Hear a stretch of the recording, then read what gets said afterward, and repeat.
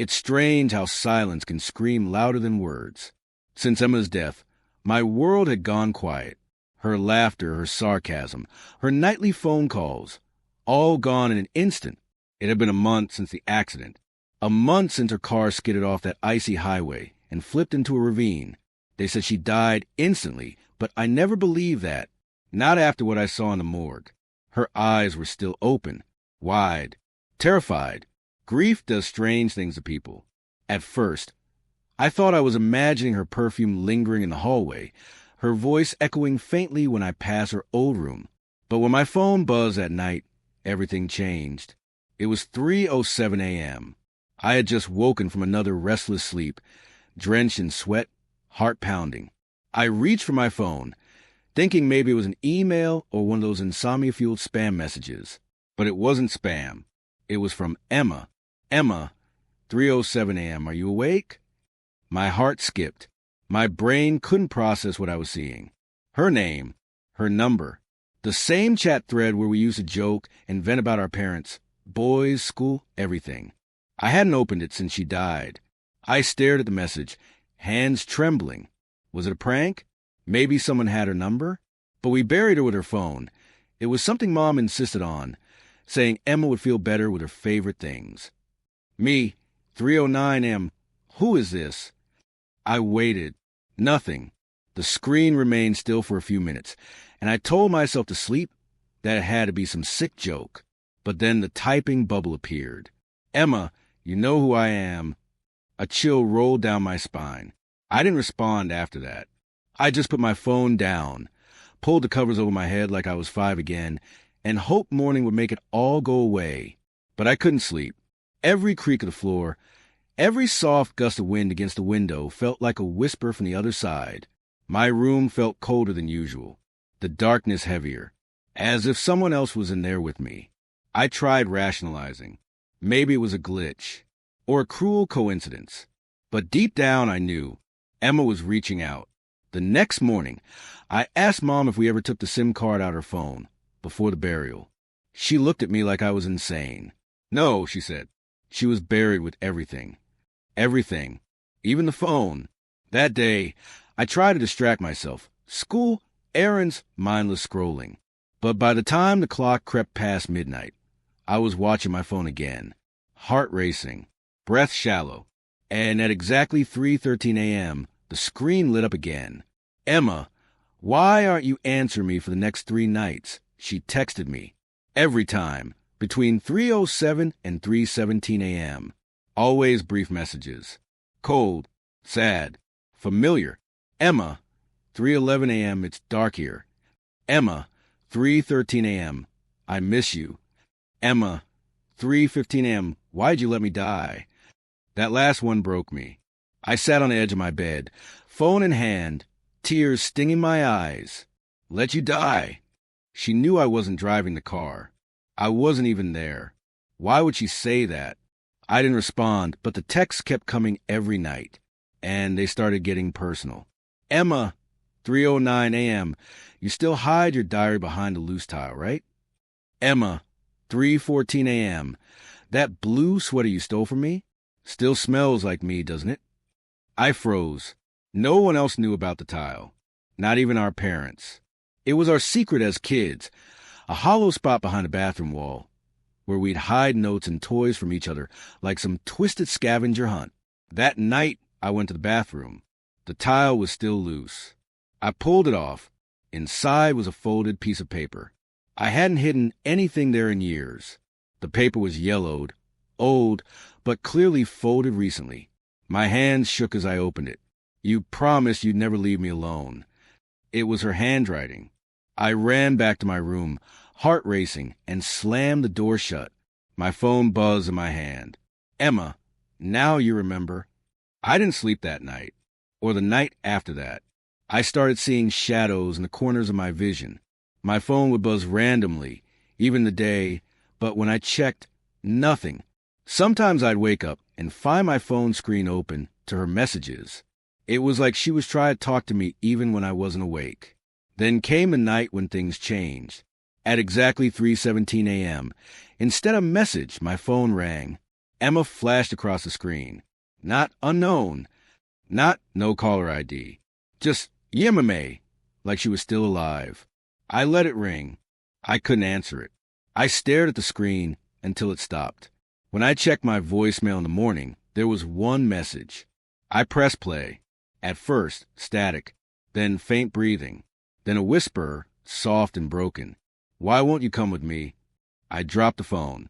My heart thundered in my chest. I backed away from it, like it was something alive. I decided I couldn't keep doing this. I had to tell someone. I told my best friend Dylan. He didn't believe me at first, but when I showed him the text, he went pale. He tried to call the number. It just rang endlessly. No voicemail. No answer. We even checked with the phone company. Her number was disconnected the day after her funeral. According to their records, it wasn't even active anymore. But the messages didn't stop. The next night, Dylan stayed over. We waited together. Phone in the middle of the room. Lights off. At 3:12 a.m., the phone buzzed. Emma. He shouldn't be there. We both stared at the screen. Dylan looked terrified. Emma. 3:13 a.m., tell him to leave.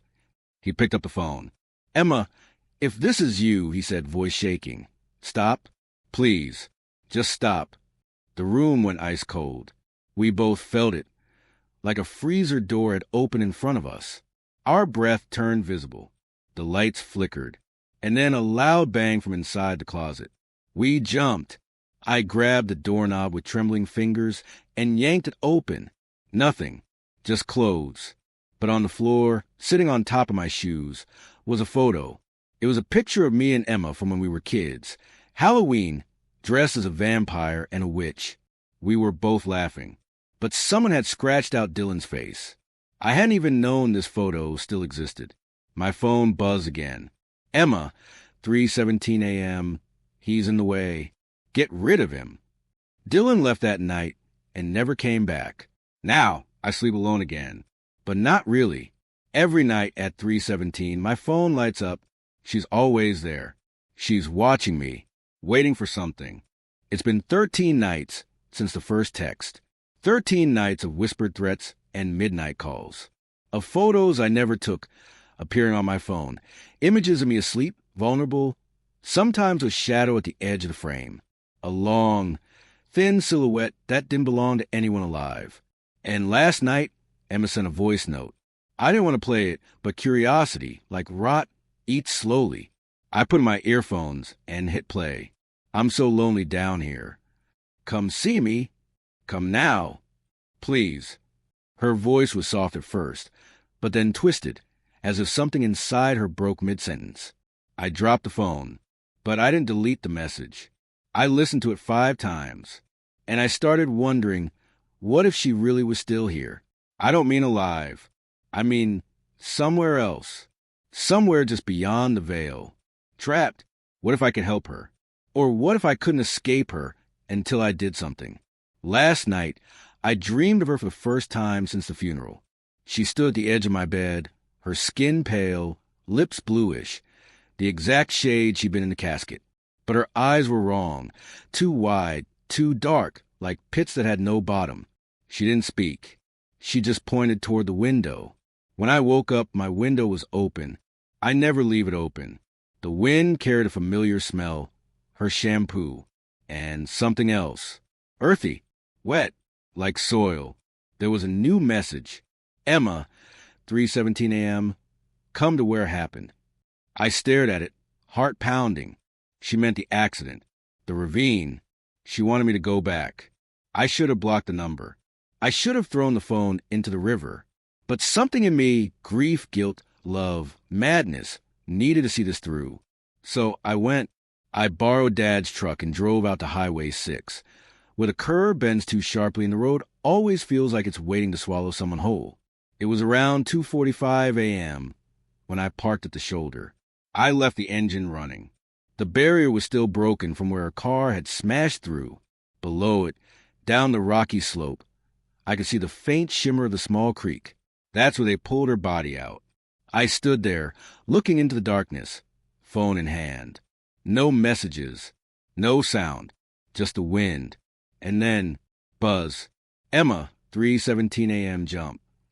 I backed away from the edge. Another buzz. Emma, I did it for you. My hands trembled. What was she talking about? The phone buzzed again. Another voice note. Against every instinct, I played it. Her voice but ragged. Hollow. They said it was an accident, but I saw it coming. The ice. The tree. I didn't stop. Silence. Then, you were supposed to be with me that night. I remembered. We were fighting the day she died. She wanted me to come with her. To a party. To clear the air. I told her no. I told her to drive off a cliff. I didn't mean it, but she had. This was my fault. Emma, 3:18 a.m., make it right. I stepped closer to the edge. Looked down. The truck behind me hummed like a heartbeat. The night wrapped around me like a shroud. Would jumping really bring her peace? Or was this all a trick? I don't know what held me back, but I turned away. I ran to the truck, jumped in, and sped off. When I got home, I smashed the phone into pieces, deleted every backup, burned every photo, sealed the tile in the wall, and I stayed awake until the sun came up. That was 3 days ago, but I don't think it worked. This morning, a new phone arrived at the front door. No return address. Brand new. I turned it over my hands, unsure who had sent it. Curious, I powered it on. It was already logged into my iCloud.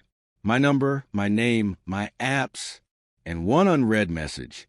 Emma, 3:17 a.m. You didn't jump. Now I'll come get you. The lights flickered. The air turned cold again. And in the mirror behind me, for just a second, I saw her, standing there, smiling, waiting.